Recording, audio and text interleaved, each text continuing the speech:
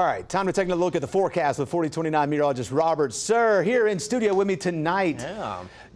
We're going to get like a brief taste of November in early October, but then I think by the end of the week, next week, we probably get back to more seasonal. Yeah, we get to where fall should be by the time we get to the middle, second half of next week, not tasting winter, which is what we could be dealing with here as we get into tonight and in both mornings, both Saturday and Sunday mornings. Look very, very chilly because they're kind of getting this, I'd maybe call it a polar plunge. That's what we're dealing with here.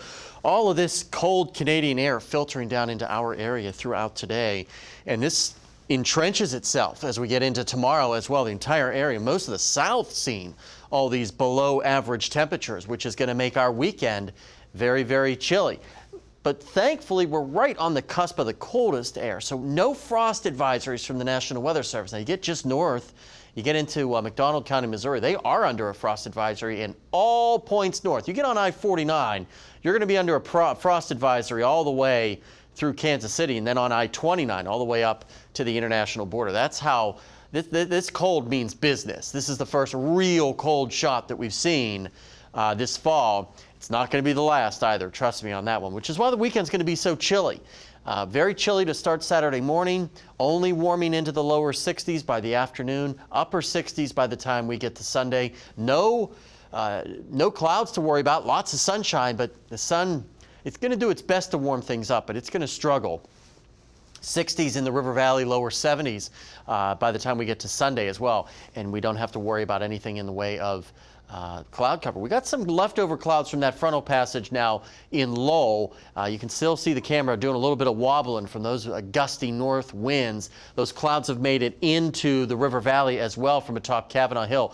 Notice though the trees starting to a little bit more reds there peeking through, as these colder temperatures will help aid in the leaves starting to change. And look at this air just pouring into our area. Still warm though, Fort Smith and Texarkana, but it will not last. Trust me on that one. 60s right now across northwest Arkansas, some upper 50s starting to make an appearance.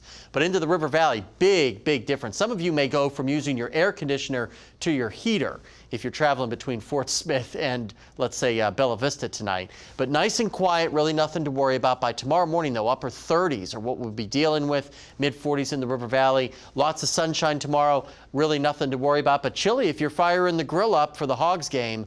It will be a cold one. And as we get into Sunday as well, a cold start to our day. Lows tonight, 30s and 40s.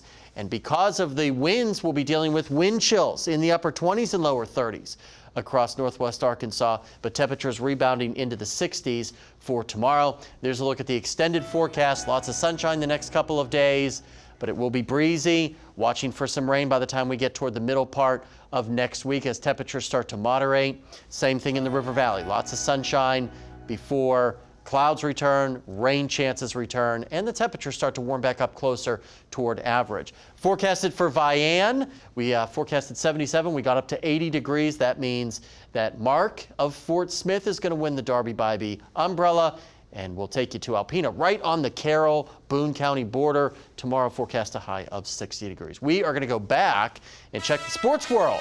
That's coming up right after the break.